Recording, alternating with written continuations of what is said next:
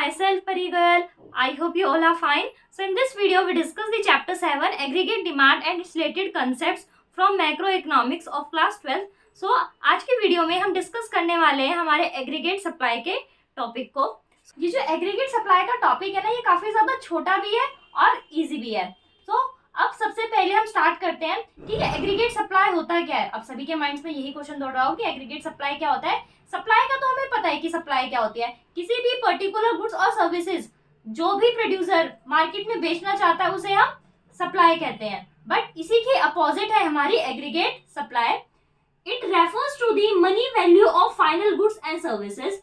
कि जो aggregate supply है वो मनी वैल्यू है फाइनल गुड्स और सर्विसेज की, that all the producers are willing to supply. और जितने भी प्रोड्यूसर्स हैं हमारे, वो क्या करना चाहते हैं, उसको सप्लाई करना चाहते हैं अपनी इकोनॉमी के अंदर इन अ गिवन पीरियड.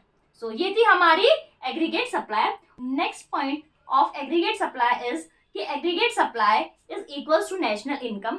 कि हम क्या कहते हैं कि हमारी जो एग्रीगेट सप्लाई होती है वो नेशनल इनकम के बराबर होती है. तो इसके पीछे रीजन से है कि अगर हम एग्रीगेट सप्लाई को फिजिकल टर्म्स में एक्सप्रेस करते हैं तो वो किसके बराबर होती है, हमारे टोटल आउटपुट ऑफ गुड्स और सर्विसेज इन दी इकोनॉमी. और वो किसके बीच में डिस्ट्रीब्यूट होते हैं, हमारे एफओपी के बीच में होते हैं, यानी कि फैक्टर ऑफ प्रोडक्शन के बीच में डिस्ट्रीब्यूट होते हैं in the form of rent, wages, profit, interest. और आपने एक चीज नोटिस करी होगी कि अगर मैं इन सब चीजों को प्लस कर दूं तो मेरी क्या निकल आती है, नेशनल इनकम निकल आती है. इसी वजह से कहते हैं कि जो हमारी एग्रीगेट सप्लाई और नेशनल इनकम क्या है, दोनों सेम ही चीज है, दोनों इक्वल है.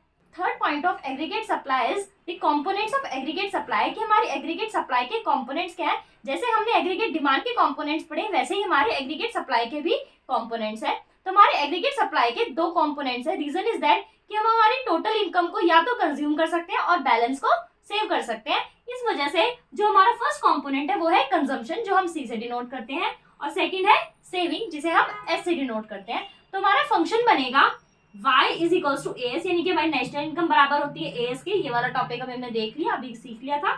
तो हमारा फंक्शन बनता है c प्लस एस. अगर मैं कंजम्पशन और s को प्लस कर दूं तो हमारा क्या निकल आता है, एग्रीगेट सप्लाई निकल आती है.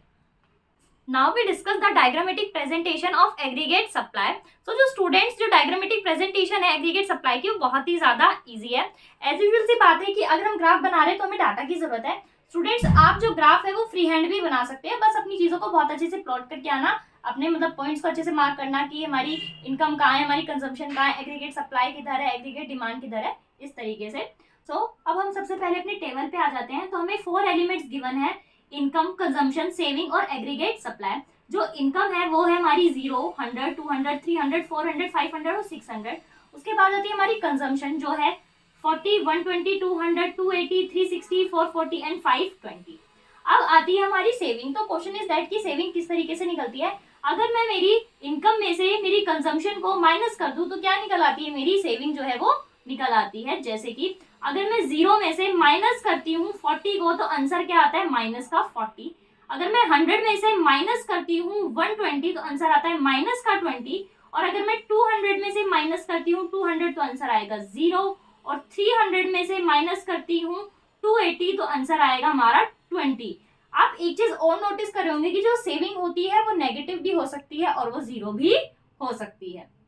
इसके बाद आता है हमारा एग्रीगेट सप्लाई. तो हमारा जो एग्रीगेट सप्लाई है वो निकलता है हमारी कंजम्पशन और सेविंग के समीशन से. अगर मैं कंजम्पशन और सेविंग को प्लस कर दूं तो हमारा एग्रीगेट सप्लाई जो है वो निकल आता है. जैसे कि अगर मैं 40 प्लस माइनस का 40 दैट इज 0. फिर आता है 120 प्लस माइनस का 20 दैट इज 100. फिर 200 प्लस 0 दैट इज 200. इस तरीके से, यानी कि हमें कंजम्पशन को और सेविंग को बस प्लस करते जाना है तो हमारा एएस निकल आता है.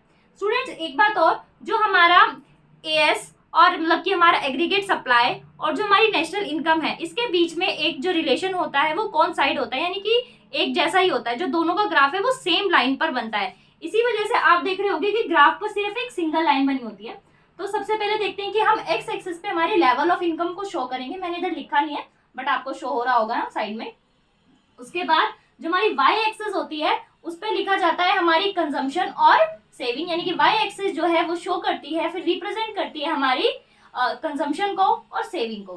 तो जो हमारा ग्राफ बनेगा वो एक स्ट्रेट लाइन से बनेगा, क्योंकि एस और वाई के बीच में एक ही जैसा रिलेशन होता है। इनकी जो लाइन होगी अगर आप प्लॉट भी करोगे तो सेम पॉइंट्स में बनेगा, और ये 45 डिग्री के उसमें बनता है। जो एंगल होता है इनके बीच का वो 45 डिग्री होता है। इसी वजह से जो एएस का जो ग्राफ होता है बिल्कुल स्ट्रेट जाता है, 45 डिग्री से जाता है। ये बहुत ही ज्यादा इजी है।